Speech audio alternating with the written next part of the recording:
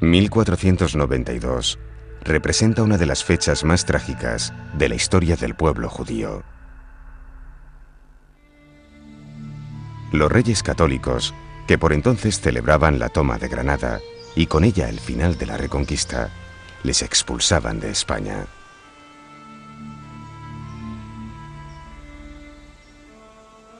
Así, los judíos partieron para siempre, abandonando una tierra a la que se habían entregado por más de 1500 años.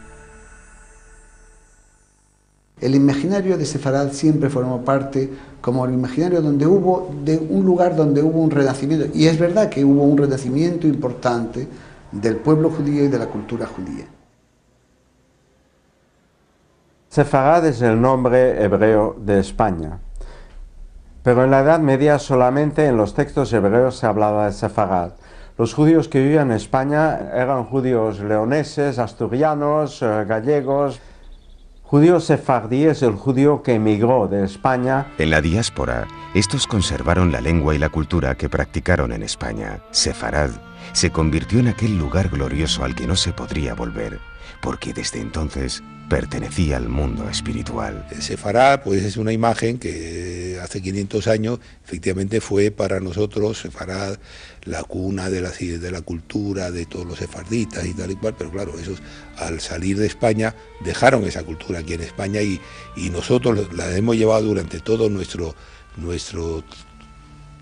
travesía de estos 500 años.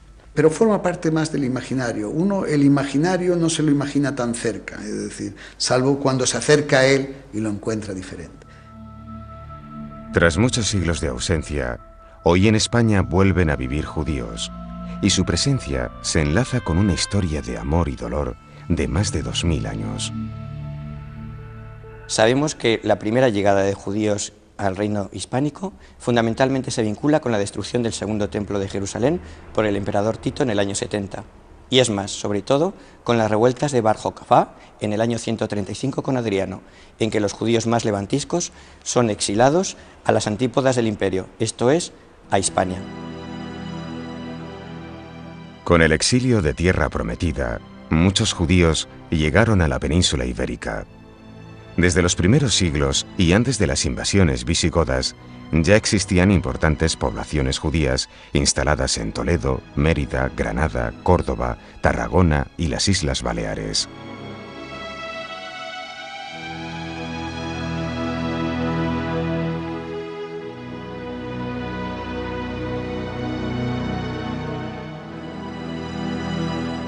En el año 711, cuando las huestes islámicas invaden la península, se inaugura una nueva etapa en el territorio hispánico. Los árabes toleraban a los judíos como gentes de la Biblia, y estos se convirtieron en eficaces auxiliares para el comercio y la administración.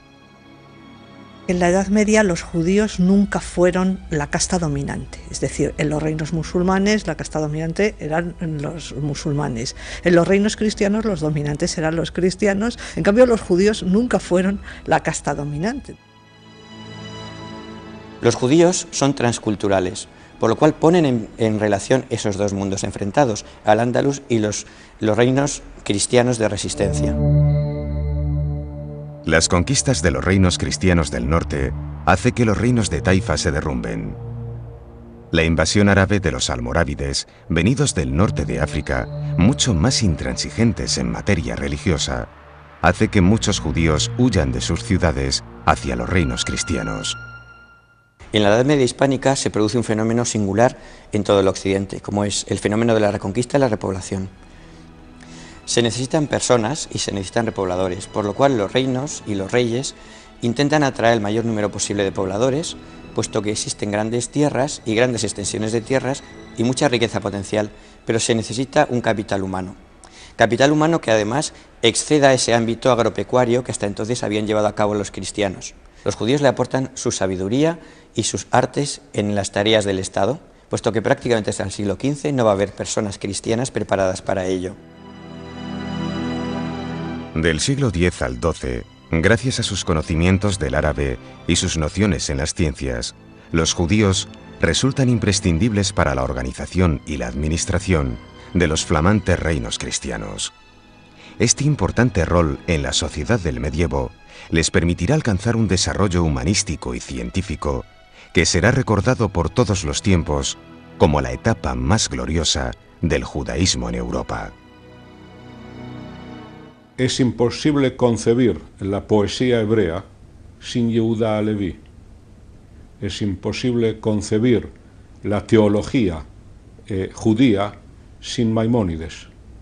Maimónides y Nachmanides discutían aquí en España sobre cómo debía ser el renacido Estado judío, cuál deberían ser sus leyes, cuál deberían ser sus autoridades. Los judíos son la única minoría admitida en territorio cristiano. El judío es el testimonio de la verdad evangélica, es el testimonio y como tal debe ser preservado este testimonio, como tal hay que garantizar la pervivencia de los judíos y del judaísmo. Los judíos pueden estar equivocados, pueden haberse equivocado, pueden no haber visto la verdad, pero ellos son el testimonio de que lo que mantenemos nosotros los cristianos es cierto.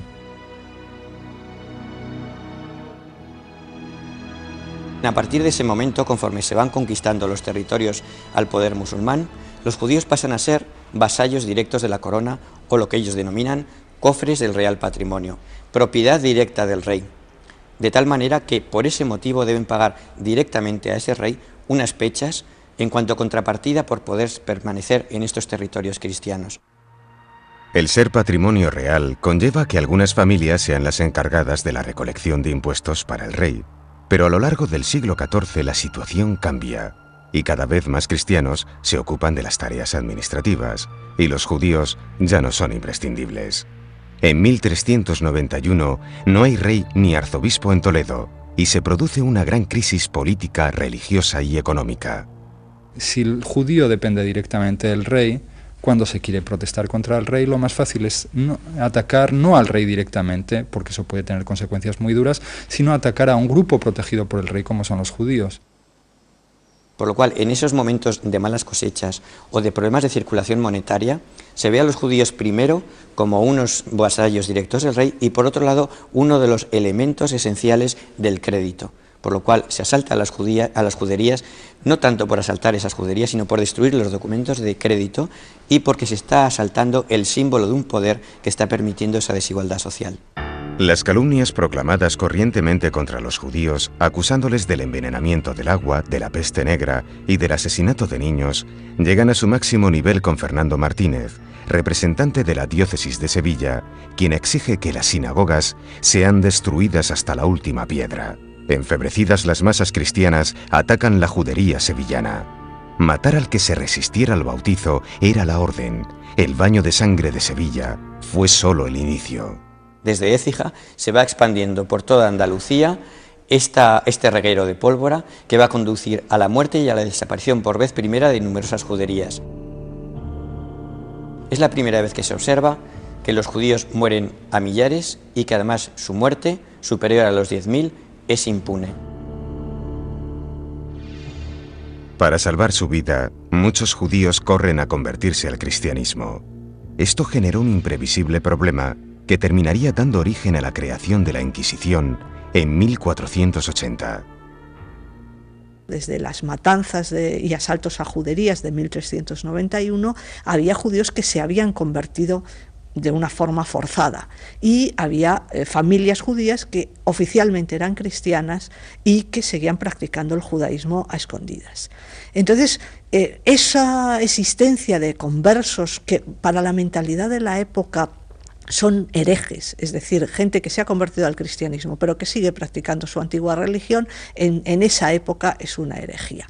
Entonces, los reyes católicos lo perciben como un problema y como un problema no solo social y religioso, sino político. Un siglo después de las masacres de 1391, los reyes católicos deciden separar tajantemente a los nuevos cristianos de la influencia judía. En 1492 no solo se conquista Granada y se culmina el proyecto de reconquista que se había iniciado en torno al siglo VIII, sino que se está configurando un nuevo Estado, el llamado Estado moderno. Una de las raíces del Estado moderno no solo es la monoconfesionalidad, sino que el monarca es ungido por Dios, por lo cual la soberanía y la potestad, la Iglesia y el Estado, formarán un todo unívoco. En ese Estado confesional no caben ya las minorías de otra índole. Judíos y musulmanes estaban abocados o a desaparecer o a la conversión. No había otra alternativa posible. El 31 de marzo de 1492 se decreta que todos los judíos que no se sometan a la fe cristiana tienen 3 meses para salir de territorio hispánico. Shalom Aleichem, Malache HaShalom, Malache Elyon, Mi Melech, Malache HaMelachim HaKadosh Baruch. Quizás la intención hubiera sido más por parte de los reyes, y eso se ve por algunos casos concretos, de que los judíos se quedaran renunciando a su religión y a su identidad, evidentemente, como ocurre en determinados casos, porque no todos se van a ir.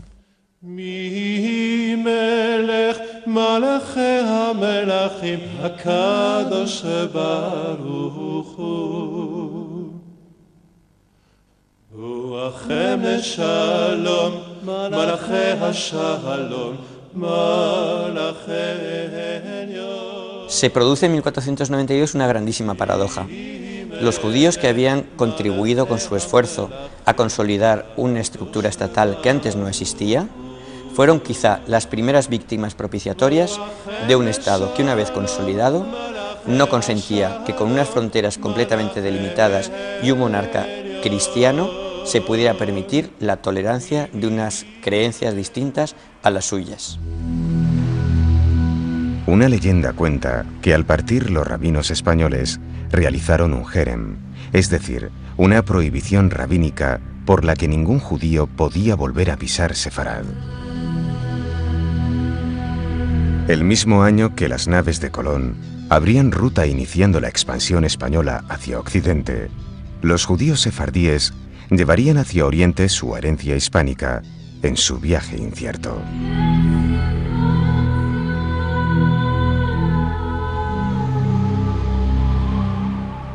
Yom meori,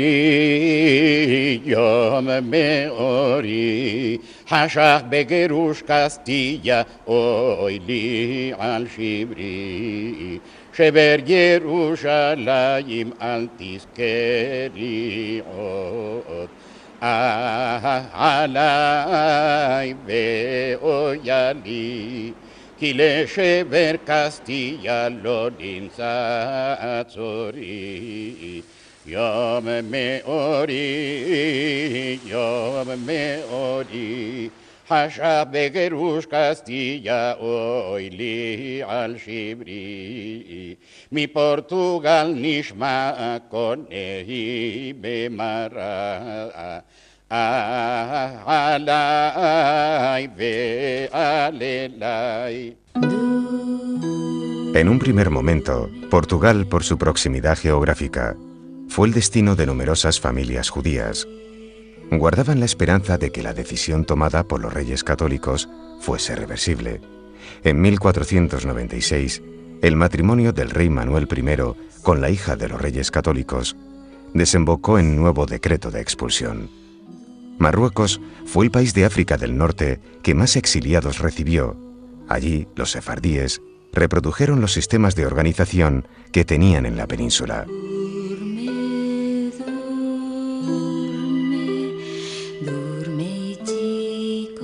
Los sefardíes de Egipto se integraron en las comunidades del delta del Nilo y una parte de ellos recaló en Jerusalén. Las autoridades del Imperio Otomano confiaron en los sefardíes como minoría leal y constructiva. Los sultanes les requirieron como médicos personales, ministros de finanzas y diplomáticos. Gozaron de libertades y fueron animados a desarrollar sus conocimientos. En Italia se establecieron en las zonas que no estaban bajo dominio español. Ya en el siglo XVI había en Roma una sinagoga de los catalanes y otra de los castellano-aragoneses. También otros países como Holanda, Inglaterra y Francia recibieron una inmigración sefardí. Aunque la composición social de estos judíos era muy variada, a todos les unía una lengua común, el judeo-español, síntesis del sentimiento de esa espléndida herencia cultural, social y económica que habían adquirido en la península ibérica.